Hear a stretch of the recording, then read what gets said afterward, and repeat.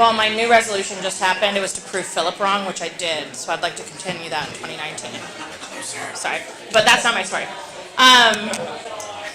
So last Saturday, as many of you here in York, and Philip hinted at, or didn't hint, but said, we had received the news that we lost one of York's greatest. Doug Knight passed away on Friday, and I, for the first time in a very long time, was not on social media Saturday morning. So by the time I caught wind of what was happening, I was 4 hours behind in the grieving process. Everybody said, let me know when you catch up to the rest of us. I spent a lot of time crying and reading, standing at my desk, reading a note card that was taped on my mirror. That was the challenge that I gave myself when I was in the Leadership York training program, to be the mentor that I always wished that I had, to support others the way that I wish I had been supported along the way, and just to be what Doug was, a cheerleader for all.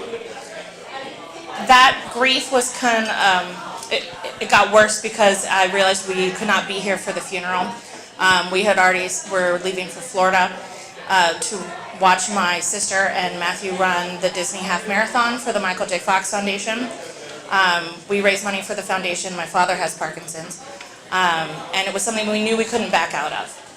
So when Philip reached out and asked if I wanted to come be a part of the planning, I of course said yes. It was a way, like he said, for those of us who are good at a few things to be focused and driven towards a cause instead of wallowing in your grief. So a couple days later I met with Corey and all of them, and she said to me at one point, she asked me to do something for her on Saturday. And I had intended to not tell her we couldn't be there. I was just going to kind of let her get wrapped up in the day and then apologize later. And I had to tell her we wouldn't be there. And she turned to me and she said, "You're exactly where DK would want you to be. He'd want you to be in Florida. He'd want you to be cheering. Do not feel bad for this at all." So still with a heavy heart, we went to Florida. With a heavier heart, I woke up at about 4 o'clock in the morning on Saturday to get dressed. I know, Matthew, you got up earlier. I get it. You were running. To take a couple monorails, which he did not get to ride, so haha. And make our way to several parts of the park to watch the half marathon. My family does not run. My sister definitely doesn't run, and Matthew probably wouldn't run unless there was something weird he was getting out of it. But he said that he would run with my sister, who was motivated by a friend of mine with early onset who competed in American Ninja Warrior. So she went on that course, and he said he'd go. So there they were, and we saw them at mile 3. They were not together. I told him to run faster to catch up with her or else. We saw them at mile 7, and my sister was looking really, really rough. And it was at that moment where I realized she might not be able to do this.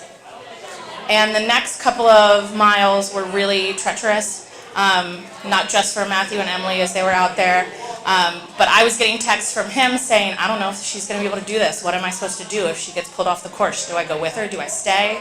I told him it was a lose-lose situation. "I'm sorry. You're on your own. Ask her."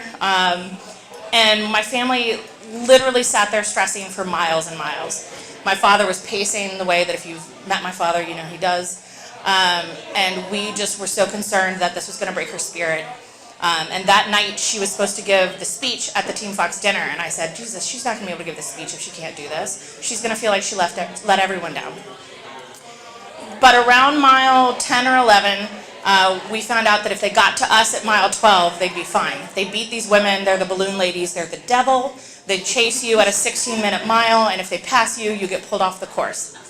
So to my sister's knowledge, I guess she didn't really realize how close they were, but Matthew knew. And right before mile 12, we were literally at that mile. I'm texting them both, and I'm saying, "You were so close, you were so close. Please just keep coming." Like, coming up with all these options that we can do if she gets there and she collapses. I could put her bib on. I could pretend to run. I could pretend to be her. You know, whatever. We'll make it happen if you could get to me at mile 12. And I'm saying, "You're so close." She's like, "I don't think we're that close." And I'm like, "Can you hear me?" And she's like, "What?" And I literally, anybody who knows me can picture this, but I'm going to do it anyway, shaking 2 cowbells like this, screaming at the top of my lungs, "Emily." And she's like, "Jesus Christ, I can hear you." And so they knew that they were almost there.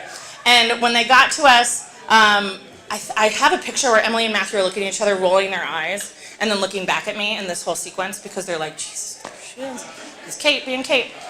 And in that moment, I knew that is exactly where I was supposed to be, because we have lost one of York's biggest cheerleaders. Many of us in this room can stand to that sentiment. And that is what we need to aspire to be and aspire to do. So find those moments where you can be that cheerleader and lift other people up, because that's all we've got.